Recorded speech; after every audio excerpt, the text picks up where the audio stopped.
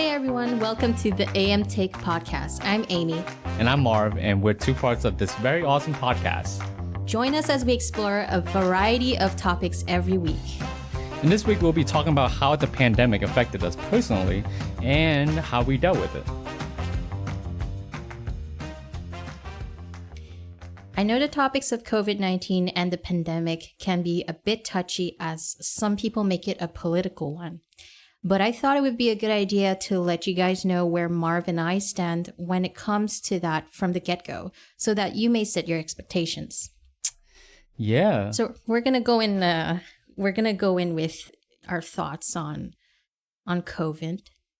Yeah. I mean, COVID has been an interesting thing. You know, it's definitely something I'm not used to. I believe that's the case for a lot of us. Not a lot of us have lived through the Spanish flu. Yeah, that's what I was about to say. I don't think a lot of people have experienced a pandemic before, those that are alive. Oh yeah, I mean the last one I think that was even close was what, SARS, and then we had that the polio scare a few years ago, but obviously that wasn't even it wasn't on the same scale at all. Yeah.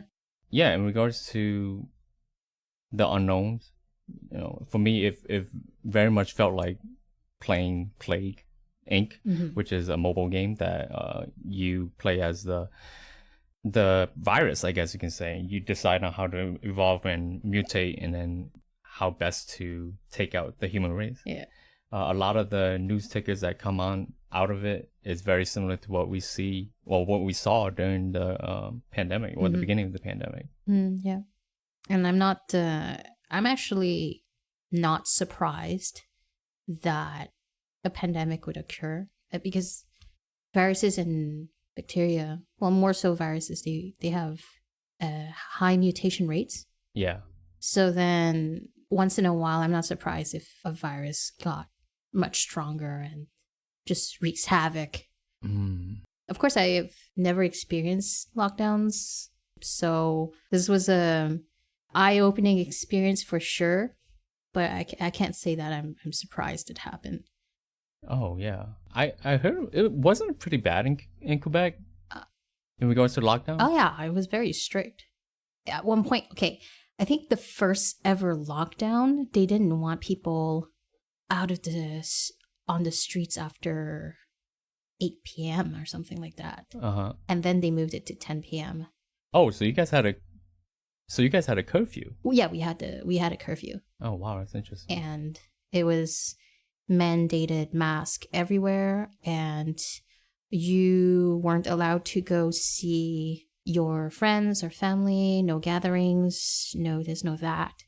It was pretty strict. Yeah. And I have to say that it did affect a lot of people's mental health. Yeah. I feel like it really affected all the extroverts out there more so. I guess so. I was fine. Oh, you were? But granted, I was working. I worked from home, and so when lockdown happened, it didn't really. Sure, I wasn't able to hang out with friends or anything else, but it just felt like a regular work day, I guess, until the weekend came, and it's like, oh, hey, what do you do now? You can't really do anything. Right. But it was more of the same, I guess you can say. Yeah. Working from home, and then you're stuck at home still.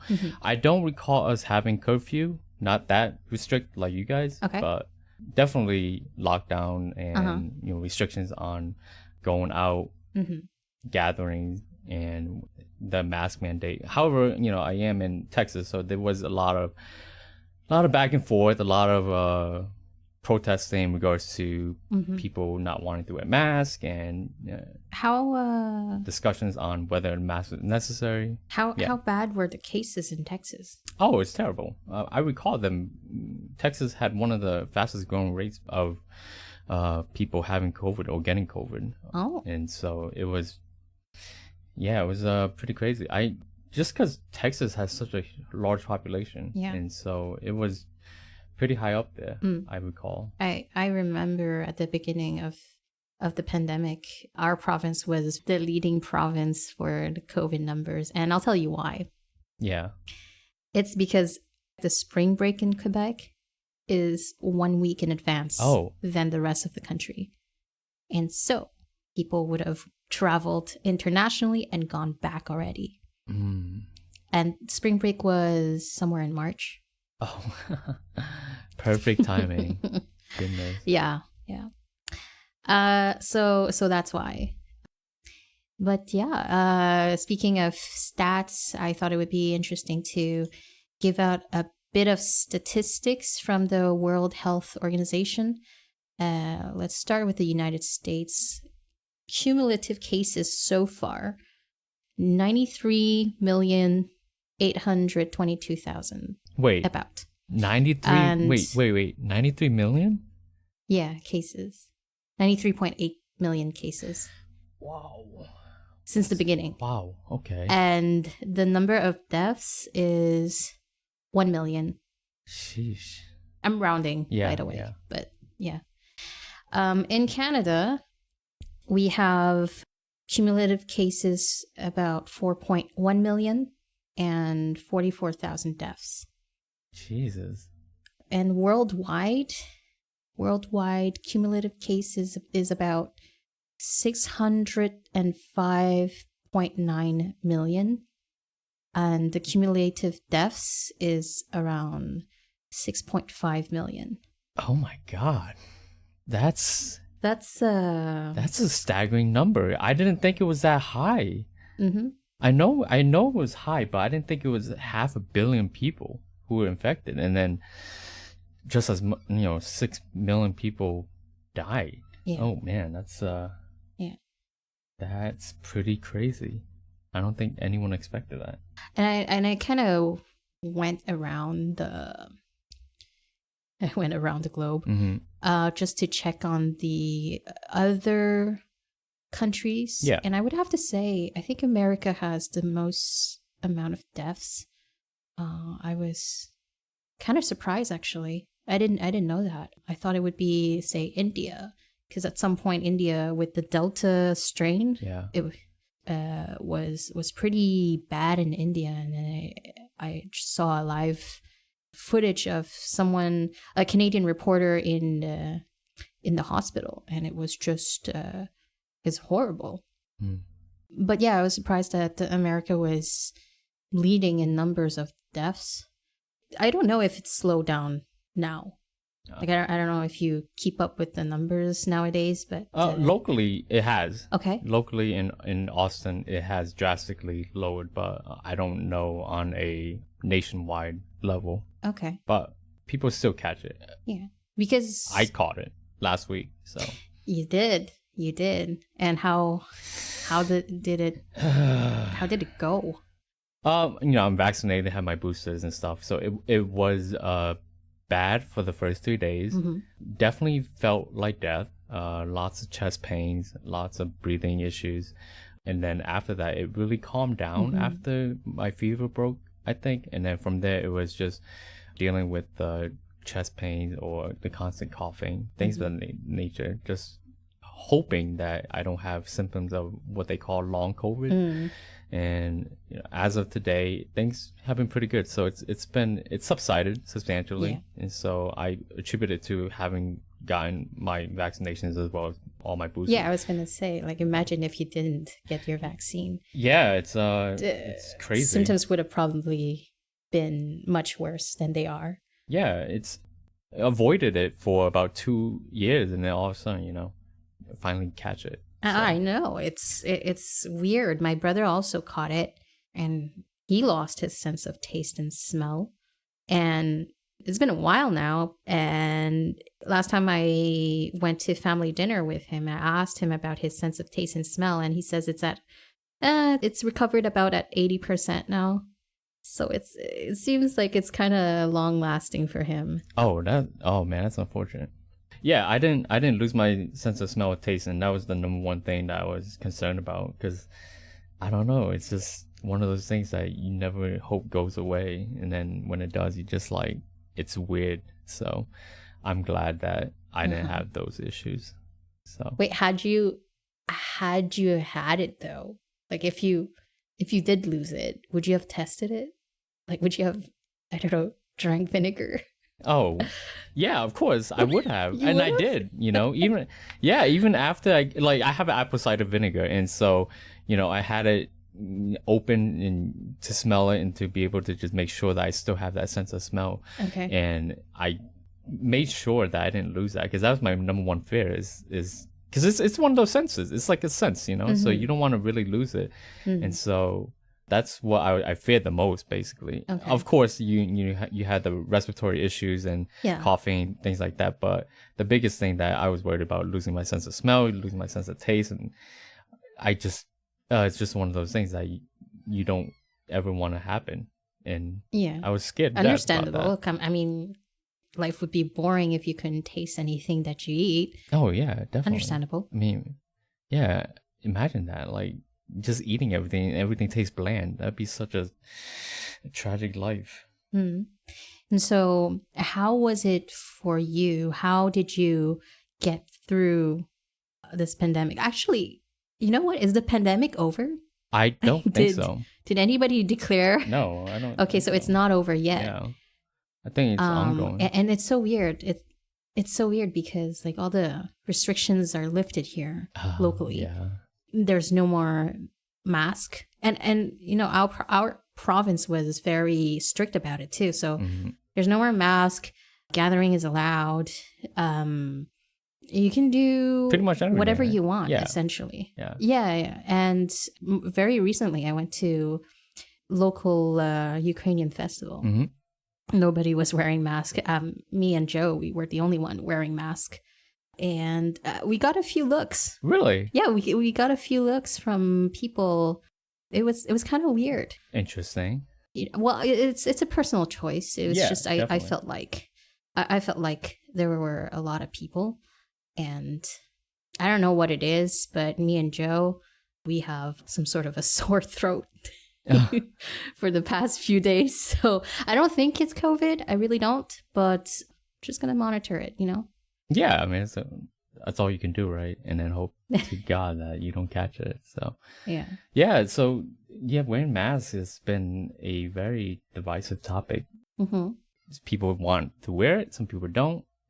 I really think it doesn't matter if someone decides to wear it. I was gonna say it doesn't bother me if somebody wears a mask. Yeah, it doesn't really affect anybody. I think for some people it's just that sense that it's a show of fear, I believe, of like change, because it basically indicates that something's wrong, I think, and so people don't like seeing that.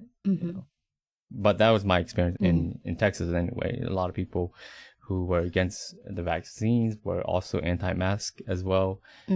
For them, I think they didn't want it to be real. It seemed like ignorance is bliss sometimes, and so that's my thoughts on it, is that they probably realized everything's going on and wanted things to just stay the same and not acknowledge that this thing was real.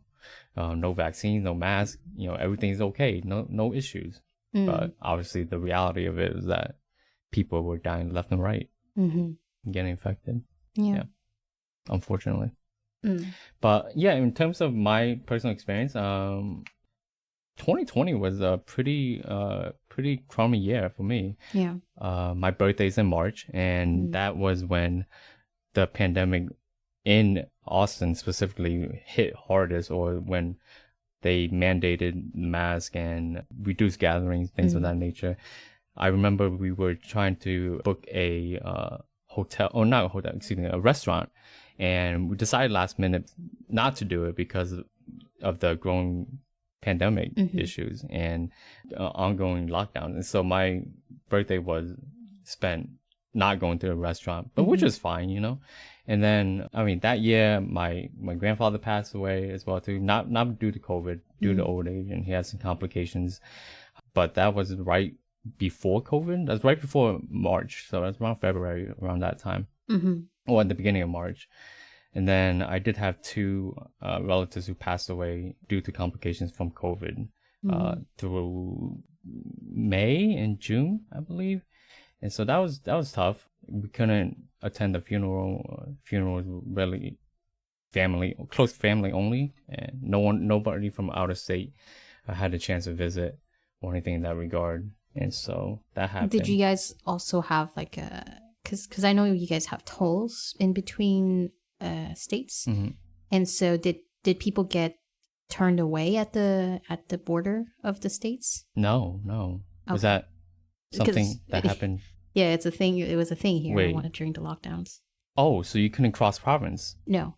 Oh, that's interesting. Some are even so local that you can't, say, drive away from the city or wherever you are. And I know Jonathan's parents got turned around at some point. Oh, wow, that's interesting. Because I know for us, it was mainly for air travel. Oh, okay. That you had restrictions of some kind, but non-essential traveling. Okay. But I know for driving, there was really nothing in that regard. Because I remember my parents did drive up for a funeral, and they had to drive because obviously they flew. They probably wouldn't be able to go anywhere. Yeah. So that's interesting. I didn't know that. That's crazy. But yeah, in other aspects of my life, work from home was fine. I was working from home. That was an interesting time because we had to scramble in terms of getting everybody who worked in the office laptops and things like that. I still remember that. Dell didn't have enough laptops for us. We couldn't buy them fast enough. Other companies were buying them out. We ended up having to go to Best Buy, and then even that was, laptops were being sold out. Webcams were very hard to find. You know what? Monitors. A lot of resources were out of stock because of the pandemic. Oh yeah. Not only microchips, but also like plexiglass, because everybody just needs plexiglass for that barrier. Wood at some point, lumber was the whole supply chain thing. Yeah. Did you guys experience the whole toilet paper rush? Oh yeah. Oh god, that was so ridiculous. Yes. I still can't understand it. I still don't understand why it was such a hot item. I don't know, man. It was just people. Like, I mean, when in panic, they just do some things that's not explainable. Like, even in the worst case scenario, if you ran out of toilet paper, I mean, you're in the bathroom, right? Yeah. And you can just literally jump in the shower. Yeah. In the worst case scenario, right? Wouldn't you do it? Or would you be like, oh no, there's no toilet paper. That's it. I'm done. Maybe people... There goes my life. Maybe people wanted to use that as currency. I don't know. Wow, I don't know. Such a dystopian outlook on life. Goodness gracious. No, but people would did buy a lot, and I recall that. Well, it's not even because they need it. It's because they know that others need it, and then they'll resell it for, I don't know, quadruple the price. Yeah. And I recall like retailers putting out restrictions on that, and then no refunds on toilet paper and things like that, so that people who bought a bunch of them, obviously people weren't gonna pay 3 times the price for it. Yeah. And at the end of the day, when they couldn't resell it, they tried to return it, and obviously the retailers didn't want to take it back, which is. So what was your solution for that? I didn't have to buy toilet paper. I had more than enough, and at the same time, I'm pretty, oh gosh, this is a little bit TMI, but I'm pretty regular, but like, I don't use that much toilet paper. It's like, oh god, double ply and 2 sheets and that's it. So, you fold it over and you're fine. And so that's all it takes for me, so I don't know what other people might do. For us, we got a bidet. Oh, okay. Yeah. Like an attachable one, and it's just so much cleaner, and it reduces your consumption of toilet paper. And we got the brand Tushy, and I wonder if we can get sponsored from Tushy. Yeah, we'll see. My sister actually jumped on the whole bidet bandwagon. She got one for my parents. She got one for their place, and she was like trying to tell our whole family to get a bidet as well too. Yeah. I still don't have one. I still just use toilet paper because for me a bidet is nice. It's not bad. It is very, you're right. It is a very clean feeling, but it's still, you still have to use toilet paper at the end of it, right? I use a baby wipe actually. Oh, no, that's not a good idea. What, do you throw the baby wipe in the toilet or No. in the bin? No, it's not flushable. Oh, you throw it in the bin? Yeah, it's not flushable. Oh, okay. Yeah, that's reasonable. I know people, there's been a lot said about quote unquote flushable baby. No, it's going to sanitary clog wipes your and things drain. of that It's nature. just way too thick. Yeah. Yeah. Exactly, that's what I thought. But yeah, with the bidet, I feel like I still have to wipe afterwards. Well, yeah, right? because I mean it's wet, so you gotta wet. dry it. Exactly. Some people opt for Exactly. a rag, but I just no. A rag? Yeah. Oh no. Just to dry, because technically speaking, your bum should be clean, right? So it's just to wipe away the water. But then again, I don't trust it like 300%. So not for me. I'm gonna stick with my baby wipe. I know Jonathan uses toilet paper, but just to. So you still need toilet paper? You still do. Just like maybe but one sheet, I guess. Yeah. You still do, but it's just it reduces the consumption of it because you don't technically wipe with it anymore. You just dry with it. I see. Interesting. Well, I'll think about that, about getting one maybe sometime in the future. Yeah. Yeah. So other than that, lots of travel plans that were I thought was solid, but had to be canceled. Good things, obviously. Things did get refunded, so that was good. So that's not too bad. And yeah, isolation was definitely an issue. Living in an apartment and not having the chance to go out or anything like that. It was just meeting the neighbors or seeing people here and there, and basically thank God for the internet, I guess you could say, because that was a means of connecting with friends and family, as well as cell phone calls and things of that nature. But certain things that we take for granted, like registering your car, that was such a nightmare because it was such a backlog of people who couldn't, because they shut down the tax offices, the DMV, and so for the longest time, and people who had registrations that were expired were backed up, and so as the days went on, more and more people just had registrations that were expired. And you couldn't do that online? Well, you could do online as well too, but maybe you couldn't go get an inspection because all the inspection locations were closed, or there were too many people lined up to get it done, basically. And then you have, so essentially any government facility. Okay. Yeah, and then you have people who at that time, Austin still has a lot of people moving in, and so you have a lot of people who are here who are trying to register their car for the first time, and that just adds me more to the backlog. So that was fun. And then another thing was shopping for groceries. That was crazy because certain things were in supply, certain things weren't, and people fighting over. I remember people fighting over meat. Yeah. Because they had the meat shortage, obviously toilet paper, and then things that you never think would go away. Did you ever experience a racist encounter while you're doing your groceries? That came out of left field, but no. I mean, because like a lot of Asians got that experience because the virus. In regards to the virus. Originated from Wuhan, Yeah. I personally did not, because whenever I did groceries, I was with Joe. But I know that my mom's boyfriend did. Oh, wow. Quite a lot of people that my acquaintances on Facebook, like they would write posts about how they would get racist comments. And so it was a thing. It was quite an unpleasant thing. Local restaurants, Asian restaurants, would be vandalized and robbed. And was that those was that in Quebec? Yes. Yeah. Oh, wow. In my city. And in Chinatown, they have these gates, right? Yeah. And then at the beginning of the gates, there's usually these lion statues. Somebody smashed them. Really?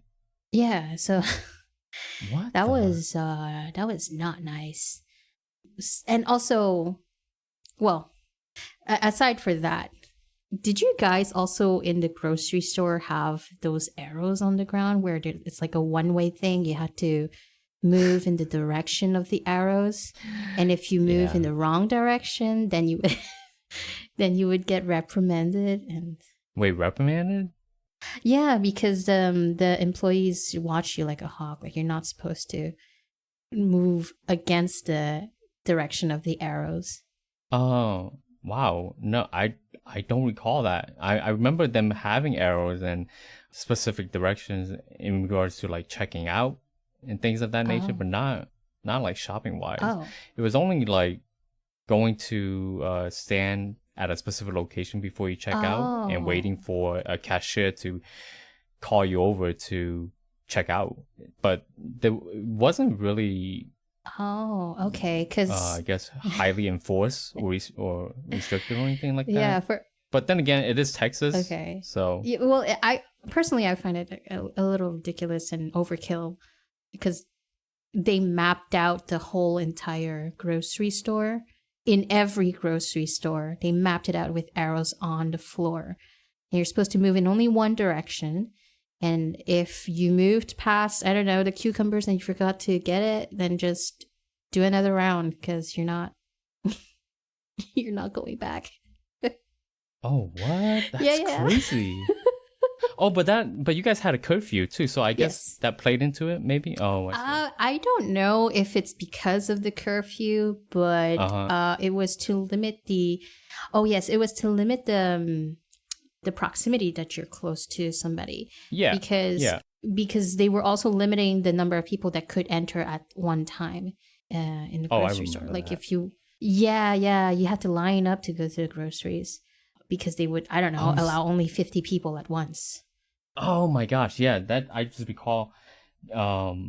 So you know the gyms were closed, like Yes. the workout gyms and things like that. Yeah, And yeah. so people were buying free weights left and right, dumbbells and things like that. And I remember trying to buy some and going to like the store Uh-huh. called Academy Sports. And I remember people just lined up outside. And once you got in, like there was nothing for you to buy Ah, yeah. because everybody was thinking the same thing. Yeah. And so it was just kind of hilarious, like the specific things that you never think about You know, you take for granted. being so coveted. And when you finally think about it, oh, maybe I should start working out or buy a couple of Just, weights to work out, and then you find that everyone was thinking the same thing, Just which is crazy. lift some turkey. I don't know. Should lift some Yeah, frozen meat. if only, right? If only we can find frozen meat. That was scarce as well Oh, for too. real? So Oh, yeah, meat in general was a heck of a time as well. I didn't know that. So it wasn't, yeah, it was almost everything that you can think of. Oh, jeez. But a big savior for me though was food delivery. I think I used DoorDash a bunch of times. I used Uber Eats a bunch of times as well too, just because a lot of restaurants were just doing takeout, Right. and so this is very convenient. And they had very good, I guess, policies where they allowed the delivery people to just drop off the food Yeah. instead of knocking the door and they giving you the food and Oh, things like that. So that was yeah. very convenient. Yeah. Yeah. So And and even now I still use that. yeah. The no contact drop off, which is fine because Yeah, it saves them same. time. In my Same. opinion, yeah. Yeah. So. I remember that during the curfew, right? One of the people that were exempt from the curfew was, because there's a list of exemptions, was the food delivery people and the taxi drivers and all that. Yeah, the essential workers apparently is what they were called. Yeah. That was interesting. And Did you did you get caught with like going past curfew or anything like that? pull over? Yeah. Oh, pulled over?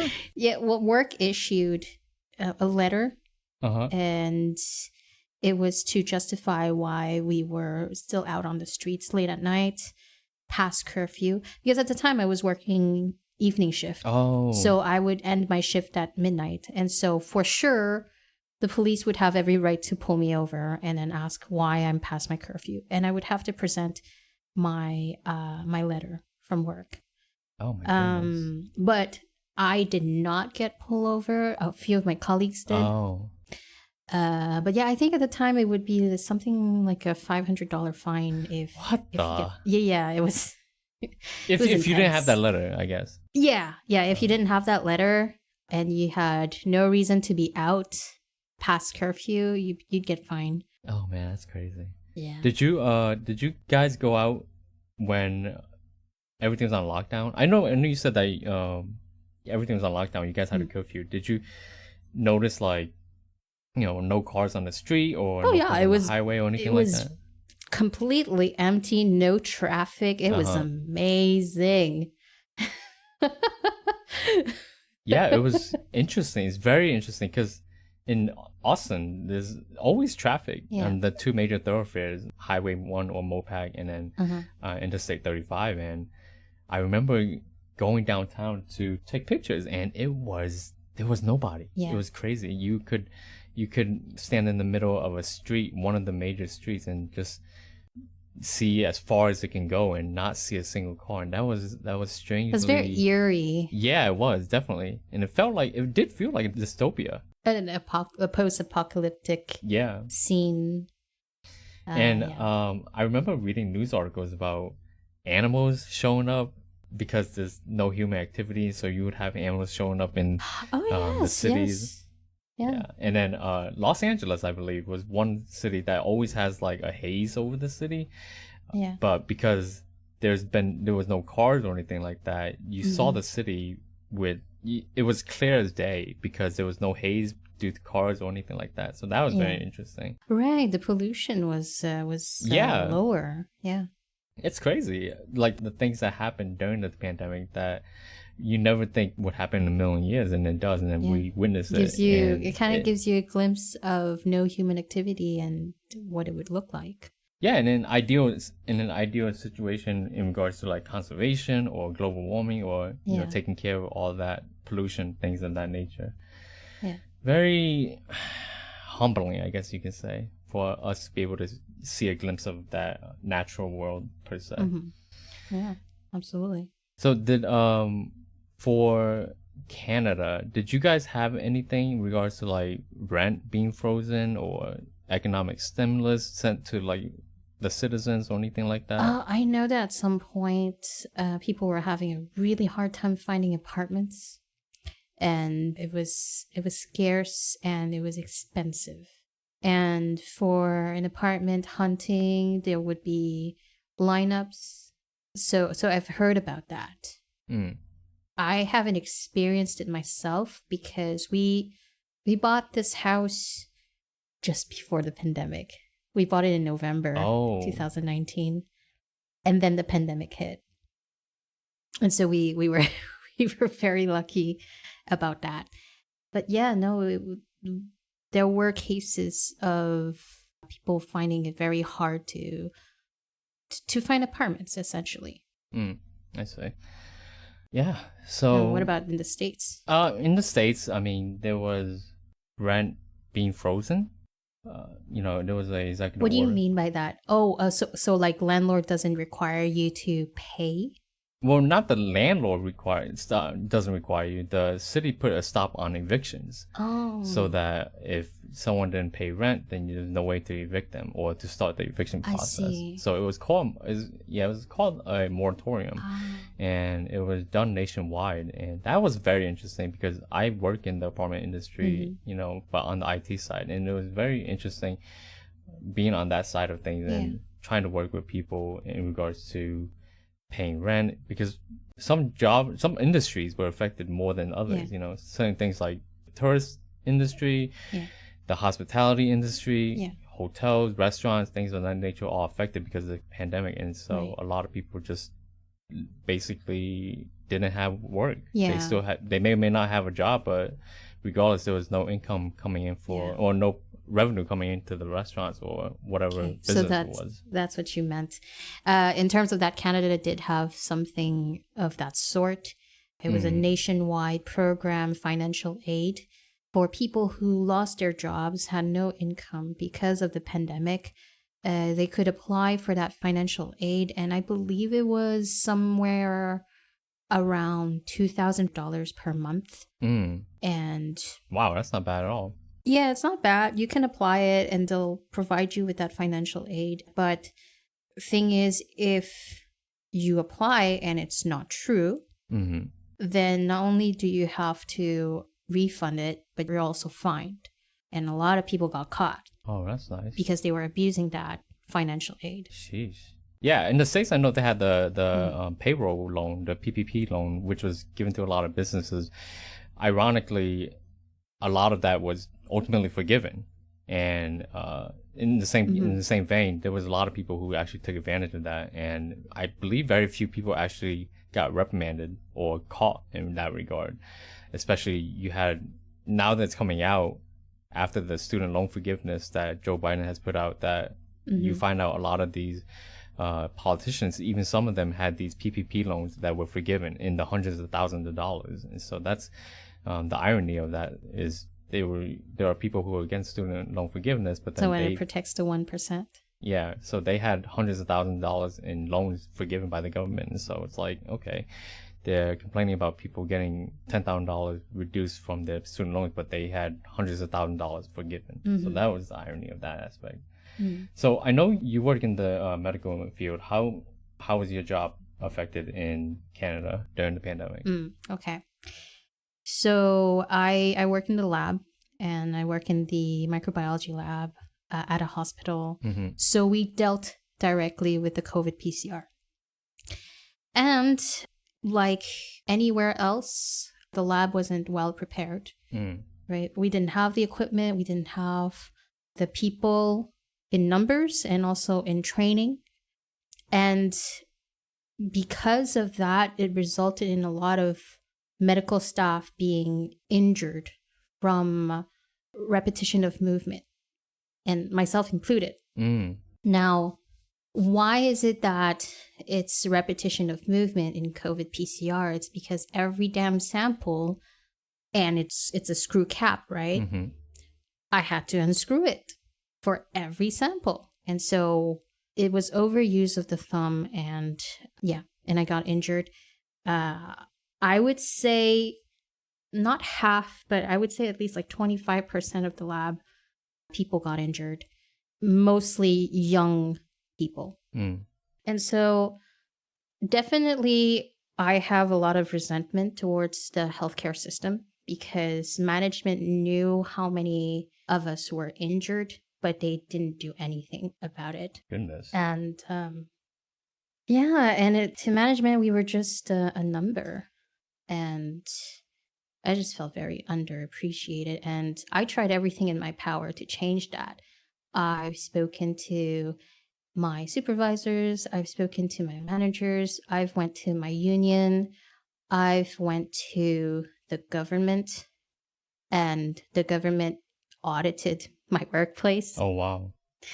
Because it became a safety issue at this point when you have like 25% of your workers being injured in a short amount of time, something's wrong.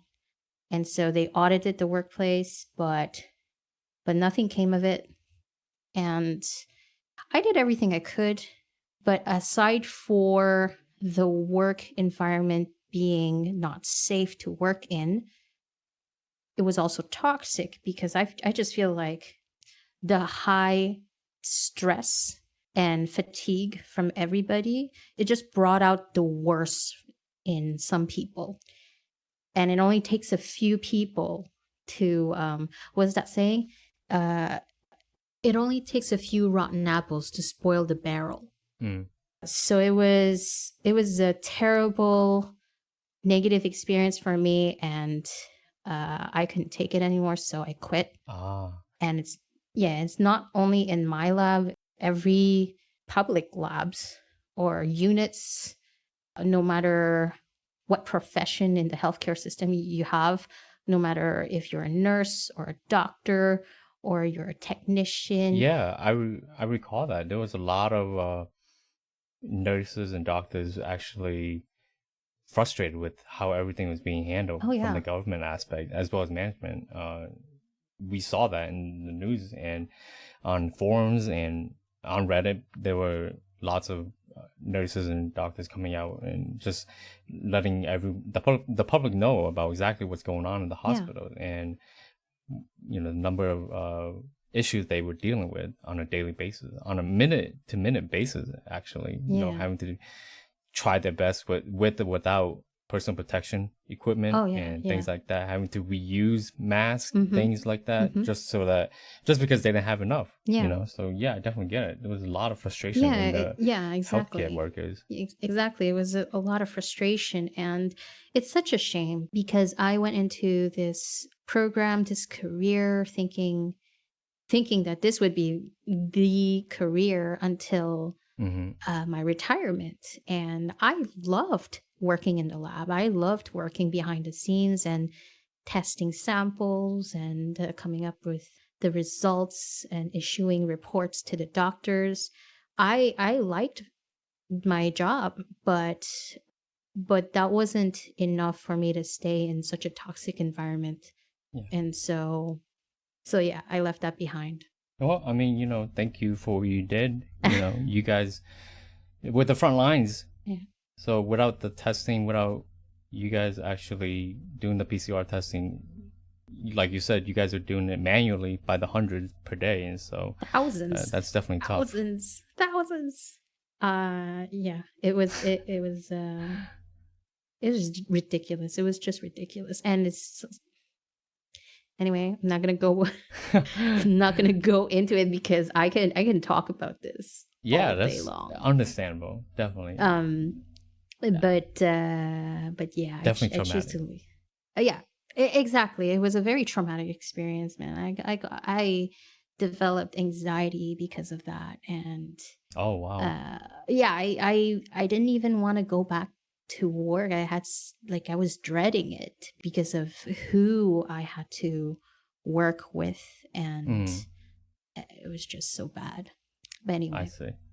Well, I mean that's long past, right? I guess. Yes. I think I quit in November. Yeah, so it's been a while now. So not too long ago. Yeah. What's it? Almost a year, right? Yeah, it's almost been a year, and I have to say my mental health has improved a lot since then. I am much happier now than I was. Jonathan was very concerned for me at the time. You were concerned for me at the time. Definitely. That was a crazy I was telling you about all these things happening, and you're like, no, you gotta document all of this, Amy. You gotta protect yourself. Yeah. Tough times. Yeah. And so I'm doing much better now, and yeah. All right. So moving forward, I guess towards the future, regardless of where you decide to go vocationally, what is your prediction in terms of like effects things that we may or may not have learned from the pandemic? Right. What do you think is we can take from these past 2 years and moving forward? What do you think will happen in terms of policies or maybe social norms?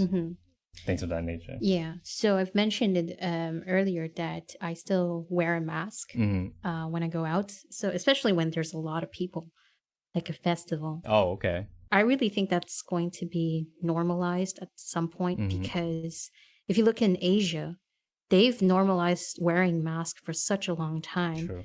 I remember at some point I met this Japanese woman for a language exchange program here in my city. And she was so surprised, and this was way before the pandemic. So she was so surprised that nobody was wearing a mask. And I asked her, why would anybody be wearing a mask? And she said, well, in Japan, if you don't wear makeup, you wear a mask. If you're sick, you wear a mask. If you're tired, you wear a mask. You wear a mask for anything, right? And I'm like, oh, okay. I didn't know it was that common.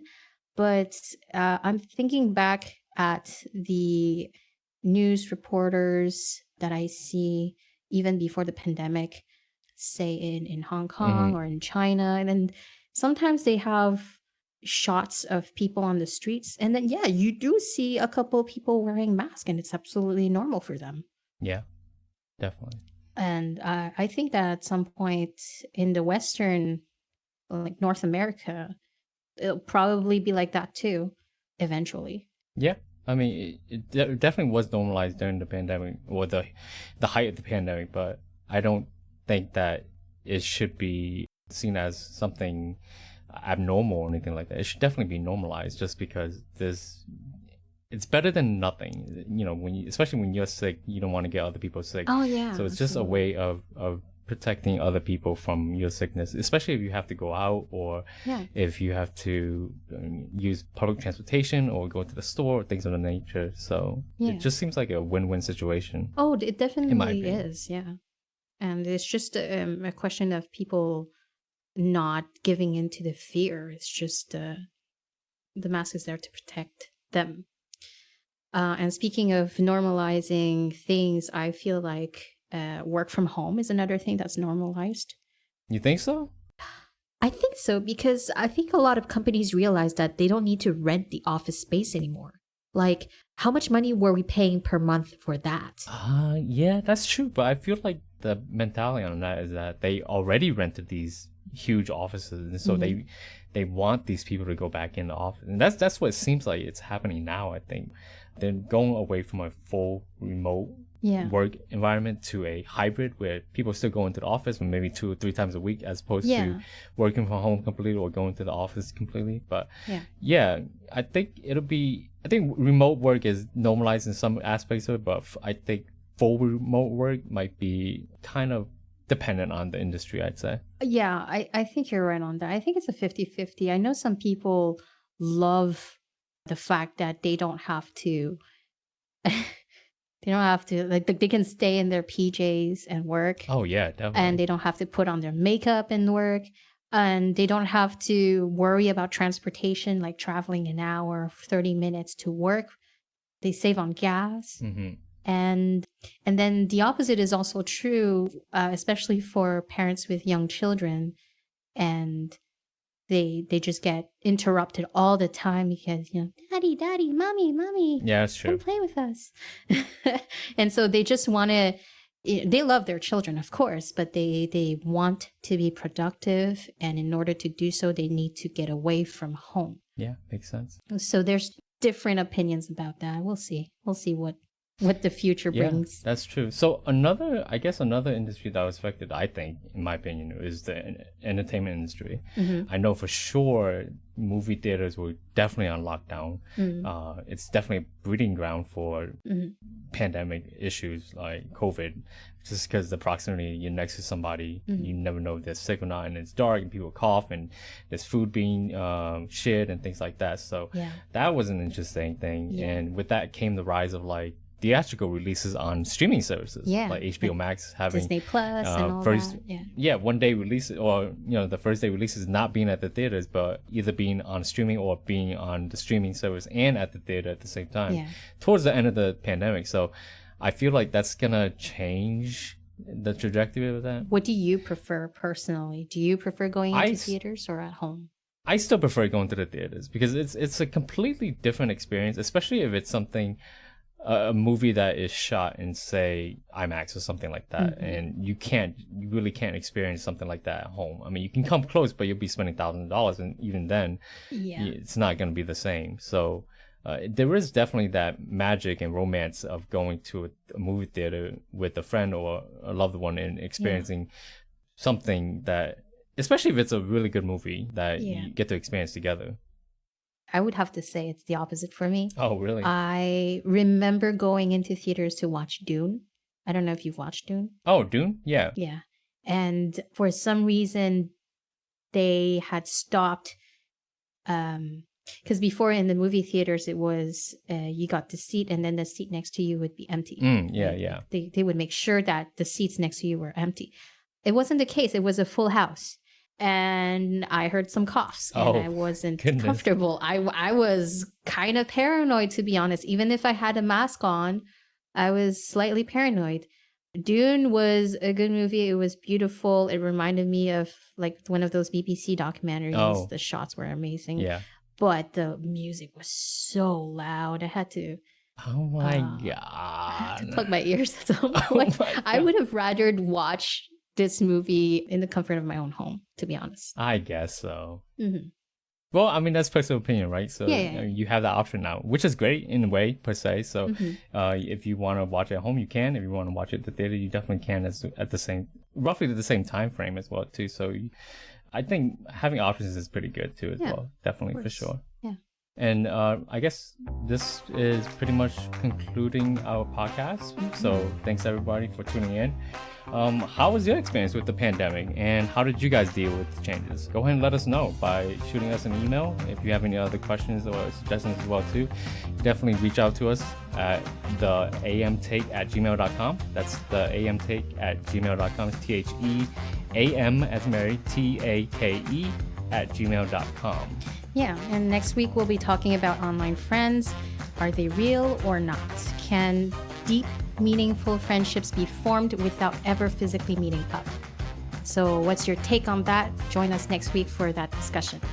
Until then, bye. Bye. Make sure you subscribe. We'll see you guys next week.